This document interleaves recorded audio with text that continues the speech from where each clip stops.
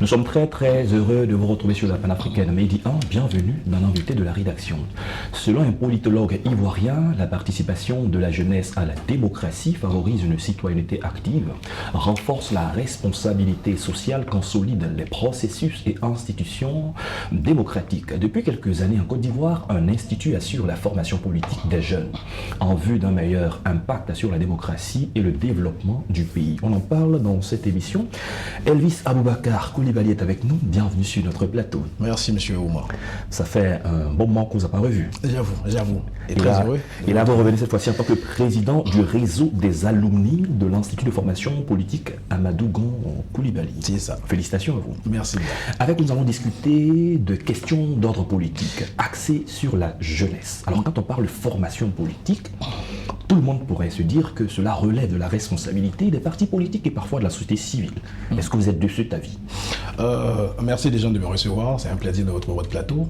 Quand on parle de formation politique, je dois dire que c'est une affaire d'État, une affaire du gouvernement. Une population bien formée est une population qui respectera les textes et les lois qu'un pays s'est prescrit. Donc ce n'est pas une affaire que des partis politiques, mais c'est une affaire de tous. Parce que nous tous, la politique, nous la faisons d'une manière ou d'une autre. D'accord, et on dirait que c'est justement pour cela qu'il y a quelques années, un institut a été mis sur pied, créé l'Institut de formation Amadou Gon Koulibaly. Vous avez eu la chance d'être un des bénéficiaires de cette formation. Vous êtes le président des anciens, des personnes qui ont été formées. Quand on parle de formation politique, surtout dans cet institut où vous vous trouvez, alors qu'est-ce qu'on met dedans? Alors c'est ça, il y a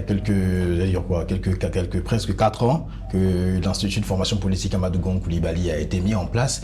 On accueille, l'Institut accueille des jeunes engagés, des jeunes diplômés engagés qui entreprennent des actions pour améliorer le quotidien des populations ivoiriennes, de part et d'autre. Ça peut être au niveau de la jeunesse, au niveau nutritionnel, au niveau agricole, au niveau politique également. Parce que j'insiste, c'est pas que politique, mais il y a le volet social.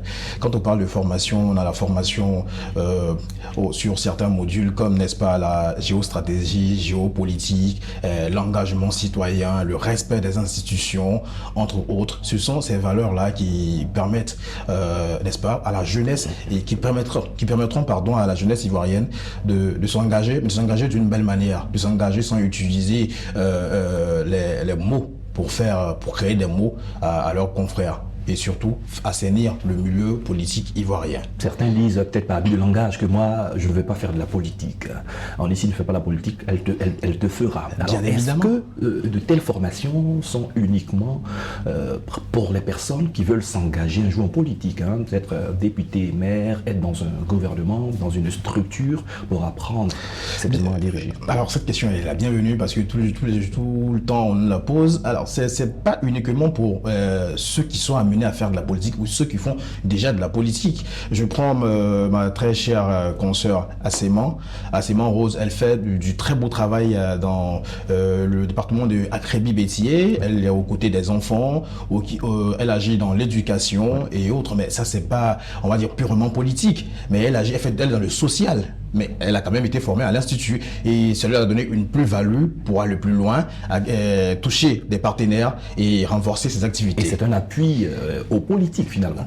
Un appui aux politiques. Bien sûr, puisque ces œuvres vont contribuer au développement, c'est ce que je veux dire. Oui, une contribution au développement, mais bon, pas un appui textuellement aux politiques, je peux le dire. Elle vient en aide en tant que fille du département, je veux dire. Donc c'est du social qu'elle fait. Ouais. Voilà. C'est un peu cela. D'accord, très bien. Vous êtes le président de cette association, de ce réseau. Alors, c'est quoi l'objectif du réseau?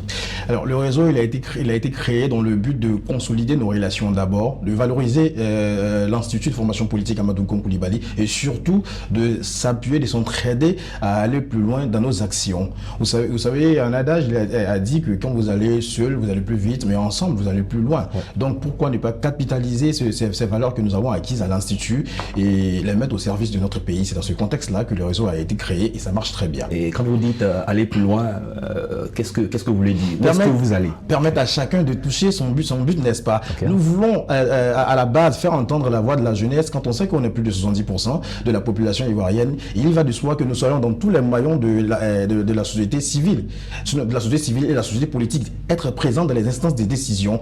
Donc permettre à ceux qui veulent prendre des postes électifs de les atteindre, permettre à ceux qui veulent rester dans le cadre du volet social de le faire d'une meilleure façon. Ouais, donc c'est un accompagnement sur tous les volets que nous voulons créer là entre nous. Et ce réseau, il est apolitique. Apolitique. Apolitique. Et j'aimerais insister, ce réseau, il est apolitique et surtout, ce réseau n'est pas la chasse gardée d'un parti politique. Il porte le nom de feu le Premier ministre Amadou Gon Coulibaly qui nous a légué de très belles valeurs. Ça n'empêche qu'il était au Rassemblement démocratique et des Ofotis pour la paix. Ouais, mais ce réseau accueille, depuis sa création, depuis la première promotion, des jeunes de différents partis politiques. Nous avons d'ailleurs notre confrère Eric Zaglolé qui vient d'être nommé secrétaire général de l'AIRD, un mouvement de gauche. Oui, et également Carole Gouda, que je ne pourrais oublier, qui vient d'être nommée au bureau national de l'Union des jeunes du RHGP, de même que la présidente passée du réseau qui vient d'être nommée, qui a été nommée vice-présidente de l'UJRHGP. Chacun choisit son parti et rien n'y est imposé. C'est pas que quand on finit de se former, on va au RHGP. Non, on vient recevoir la formation, le PDCI, le FPI, toutes les couches politiques, ils sont représentés. Au-delà des personnes qui certainement viennent du chapelle politique et qui viennent se faire former, il y en a d'autres certainement qui sont de la société. Si vous parler de Marie-Rose Assément, qui le fait très bien. Les autres, quel est le niveau d'impact après une telle formation qui est un peu théorique? Après une telle formation, le niveau d'impact, il est assez visible. Il est assez visible, c'est dans ce sens que quand c'est pas de la politique, c'est forcément du social.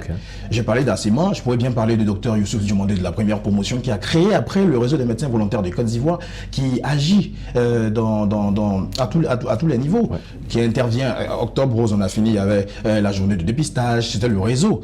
Il lance des journées caritatives, des journées pour dépister sur différents soins. Ils interviennent dans toutes les parties de la Côte d'Ivoire. Ils étaient à l'ouest tout dernièrement, au nord, et c'est ainsi. C'est pour donner cette force-là à tous les jeunes qui veulent s'engager, qui désirent s'engager, leur donner les résuments et leur permettre, n'est-ce pas, d'atteindre leur but et de rendre la Côte d'Ivoire, notre belle Côte d'Ivoire, encore plus belle.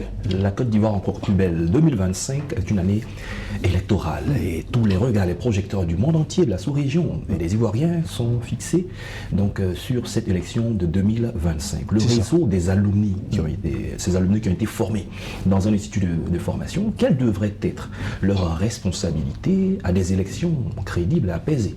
D'accord. Déjà, nous avons entrepris une campagne en ligne sur l'enrôlement, parce que ce n'est pas seulement le rôle des partis politiques, quoi qu'ils y gagnent beaucoup, mais on fera mieux de s'enrôler, de pouvoir se prononcer en tant que jeune, de se faire représenter par la personne qu'on veut. Ça commence par l'enrôlement.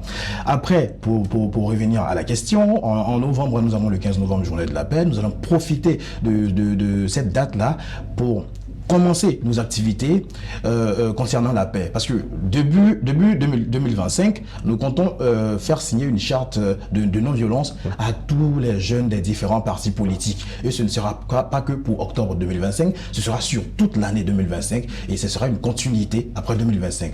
Parce que nous supposons que la paix mérite d'être en Côte d'Ivoire à tout moment. Ce n'est pas à l'approche des élections que nous devons avoir peur. Nous devons avoir peur tout le temps et quand nous avons peur tout le temps, nous préservons la paix. Nous la chérissons. Alors tous ces jeunes certainement qui sont en train de nous suivre, qui nous écoutent, qui n'ont pas bénéficié d'une telle formation et qui estiment que faire une formation politique, c'est les Sciences Po, qui ne jugent pas important parce qu'ils n'ont forcément pas le temps, qu'est-ce que vous leur dites à ces jeunes?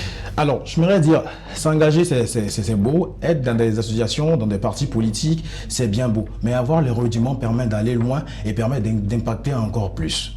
On peut faire Sciences Po, on peut faire des filières qui vont avec la politique, mais il faut faire un institut politique en Côte d'Ivoire parce que les modules, ils sont adaptés à nos réalités. Avec des hommes d'expérience. Absolument. Vous avez des hommes d'expérience, vous avez des professeurs, vous avez des présidents d'institutions qui viennent partager leur expérience. Je parle des vendredis de l'IFP où on recevait d'ailleurs, il n'y a pas très longtemps, le vice-président de la Sierra Leone. Après, nous étions avec l'ambassadeur du Canada et ce sont des personnalités comme ça que nous recevons pour nous enrichir de leur expérience. Merci Elvis Coulibaly d'être passé Je vous sur en notre plateau. prie. On a eu le plaisir à échanger avec vous. Je rappelle que vous êtes le président du réseau des alumni de l'Institut de formation politique Amadou Gon Coulibaly. Avec vous, nous avons parlé de formation politique des jeunes. C'est la fin de cette émission. Merci à tous de l'avoir suivi. Bonne suite de nos programmes sur Médina.